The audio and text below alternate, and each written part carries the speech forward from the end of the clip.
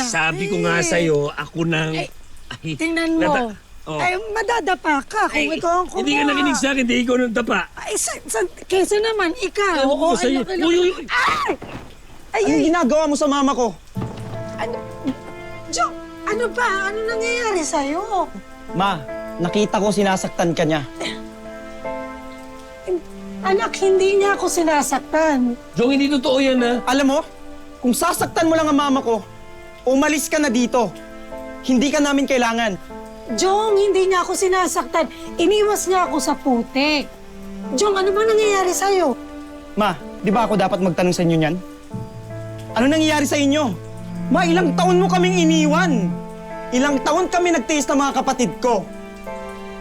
Tapos babalik ka? Na may asawa? Ma, alam mo, napagtanto ko. Hindi mo kami minahal. At sana, hindi ka na lang bumalik.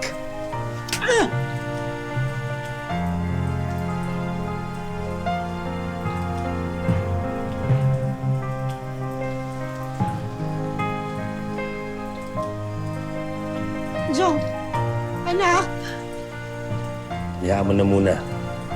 Maninibago lang yun.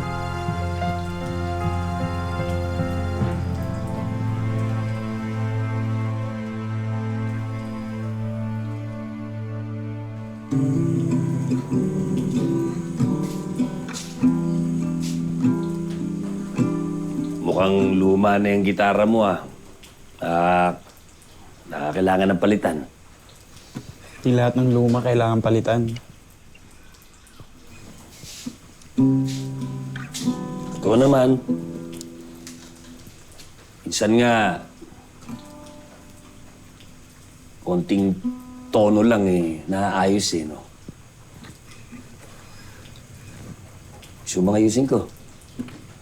Marunong ka mag-gitara? Ay, di mo natatanong, nagbabanda-banda rin ako dati. Konti.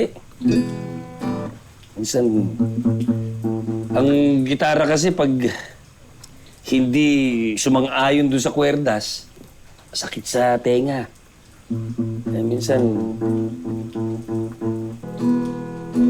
diba? Alam mo, parang gitara rin ang buhay ko eh. Parang sirang gitara na inayos ng nanay mo. Simula nung nagkakilala kami, inayos niya yung landas ko, inayos niya yung buhay ko eh. Santi pa lang, ayos na. Kaya huwag kang mag-alala. Hindi ko sasaktan ang nanay mo. Magiging mabuting asawa ko sa kanya. Magiging mabuting ama ko sa'yo. Aalagaan ko siya, aalagaan kita. Salamat. Pasensya na rin sa mga nasabi ko. Huwag ka sa akin magpasensya. Dapat sa nanay mo. Huwag ka mag-alala. Mag-aayos din kayo agad nun. Sige nga, karinga ng bago.